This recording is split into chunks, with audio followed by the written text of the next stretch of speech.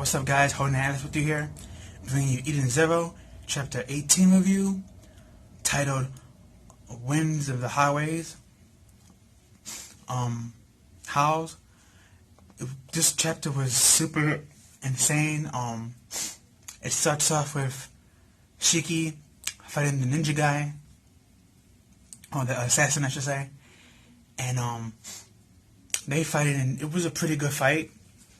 But he got this one move where it was weird because he goes like this, and he says Mecha Ninjutsu Art, and then he says the name of the attack, and you have Shiki, just his eyes are white, and he's like, cool, ninjas are awesome, and they continue their fight. And this is when things get interesting because a lot of people probably won't catch on to this, but this is very impressive what Shiki does. The ninja guy does this combo where, like, he lifts all the cars off the ground and he flings them, right? And you might say, okay, all the bad guys can do that in, different animes and stuff. But what was impressive on Shiki's part was the fact that he was able to hop on all these cars and pause them. He come in a big gravity, so he made them light, and he caught them all. And it was just interesting because he's able to, in a split second, jump from car to car, tag each one with his gravity gear, and stop them in their place. So no one got hurt. There was no casualties. Well, doing all this and being calculative, he was also keeping his eye on the enemy still. So, and it was like, that was very impressive feats. Like his accuracy, his timing, his speed, how strong his mecha is. The ether of the gear, I guess you could say. I mean, the way he uses it in battle. Shiki has shown a lot. Like, I wouldn't say we have not yet seen Shiki at the max. I mean, you might be able to argue what he did against that fake Ezra character. Maybe, maybe you can say that is his max. But just how much skill this man has is insane. You know what I'm saying? He's pulling like fairy tale time skip type stuff off the bat. So imagine when we get to a time skip in this anime, how much stronger and insane he's going to be. So just keep that in fact, like, Shiki was able to do all that with ease while keeping his eye on his enemy. That's pretty impressive. Then the ninja guy, the assassin guy, was like, that was a foolish move, blah, blah, blah. Shiki was like, don't get the civilians involved in this. And then he went to go attack Shiki, but he got a phone call saying retreat. So he told Shiki, meet me in, I think it was Galen or Galon, something like that, where the winds howl, and I'll be waiting for you if you want a rematch, or if you want to continue the fight, he says. And then he just disappeared. And then Shiki told Pina, I want to scream something. And she's like, okay, master. And he screams out, ninjas are awesome. And it was just a funny scene. But then we skip to,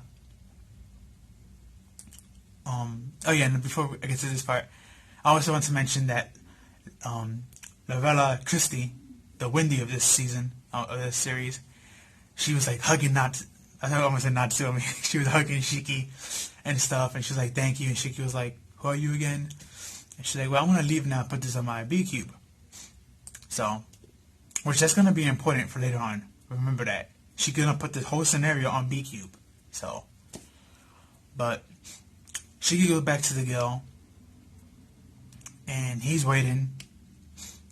And this is when things get interesting because while he's waiting for Rebecca to get back with Happy, we see Happy comes out, but he's by himself in his costume. Problem is, his arms are missing, and he's crying. And then when Shiki sees him and he grabs him, he's like, yo, what happened? And he was like, well, we went to see the master, but when we got there, we were attacked. And I tried to save Rebecca, but I got beat up, and they took Rebecca and the master. So I thought the master was probably in on this plan of taking youngers that are B-cubers and sending them off. But I guess they're just taking our youngers, which means the master of Meteor Shooting Star Girl is most likely a young chick herself. But so just keep that in mind. But Shiki got really, really upset to the point where like he balled up his fist, and the table next to him, the gravity around that table just crushed it. And like Happy and I think her name is Claire, the chick in the front of the girl, the representative. They both got freaked out when they saw that, to how upset he is, and like how like the gravity was like so intense that it became dark and just shattered the table. Then he was like, "Let's go to Eden Zero," and him and Happy, when they go in there, we see this young girl in the back. Now, she kind of reminds me of somebody, but I can't remember who from Fairy Tail. I think it's that girl who hangs out with Jalal, the one with the black hair who had the time magic. Kind of remind me of her a little bit. Or maybe the other girl with black hair, the one from, what's her name? The chick who calls Ezra's sister now with the sword. She also has gravity magic. I forgot her name from Fairy Tail, but she's a mermaid heels. It could either look like her mix, like a mix of those two, or a mix of the girl with the gravity sword and the girl from Sabretooth with black hair, the one who beat Lucy in the tournament. Minerva. Like, she kind of like a mixture of these three in one. But she sees Shiki leave the shooting star, and she looks at him and she says Eden Zero. Like, she's heard that before. And very good looking girl, so let's keep her in mind too, because she might play a important role as well. We know that Vala Christie, who's the Wendy of this part of this like word, we know she's gonna be important later on, because she was one of the main characters drawn in the front when Hero first announced this. But this girl with the black hair, she was not in the front, so but she might be important, because she says Eden Zero, and then she says sister. And remember, Shiki's new teammate has 3 other sisters, and all 4 are supposed to combine to run the Eden Zero ship. So either she's a key to one, or she's one herself. But then we jump again to the last part of the chapter, where Rebecca and all these girls are waking up tired, crying on a spaceship, and we see the ninja guy, who we got his name, Jin, and 2 bounty hunters with him. And the bounty hunter says, "You're all property of the sister now, so keep your mouth shut and let's get ready to go." And like, depending on where you read Eden Zero, you might not get to see this part, because there were certain parts that were like blocking the bottom. I know where I went to read it, it didn't have that last bottom page. So, but I heard from like other like source material that basically we get to see what the sister looks like in that last page. Now, I'm not sure. Again, don't quote me, because I didn't get to see what that last page was, because on my site it was all blank and it didn't want to load it. So maybe they were having issues with that last page, or maybe because my internet was acting up since I was reading that like on the way home on my phone. So, but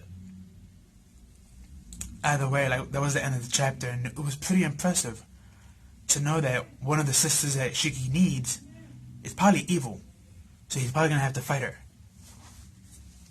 Or maybe she's infected with a virus and he's going to have to like reprogram her. I mean, that'd be a nice skill if Shiki could actually learn how to repair bots. Because we know in the beginning he was supposed to repair them, but then we found out that that's not his real power. So maybe Shiki, in this arc coming up, maybe he actually does learn how to repair robots or heal them, or something along that lines, and that's how he gets a power boost. Because we know that Rebecca has been hinted at that she has ether gear. We don't know what type, but she has it. So it's most likely going to be like an energy based type, because she's a gunner. So, but yeah, that was the chapter. Very great chapter. A lot of good things in this one. Again, very impressed with Shiki and his movements and how he uses his power. He's not like Natsu in the beginning, that he was just straight up power and just blowing everything away and stuff like that. You can see that Shiki, even though he has that dramatic power to blow things away and punch them real hard, he also has a lot of great techniques. So it's like we're getting like a mature Natsu off the back. But at the same time, it's like he's not Natsu. He looks like a fusion of Natsu and Gray, and he has certain similar traits to them. But at the same time, Hero's doing a good job of making him have his own characteristics, so that's pretty awesome. But that's all I have for you guys. This one, this was a very great chapter. Go read it if you haven't. If you already read it, go read it again. Great chapter. Like, comment, share, subscribe, and I'll see you in the next one. Peace.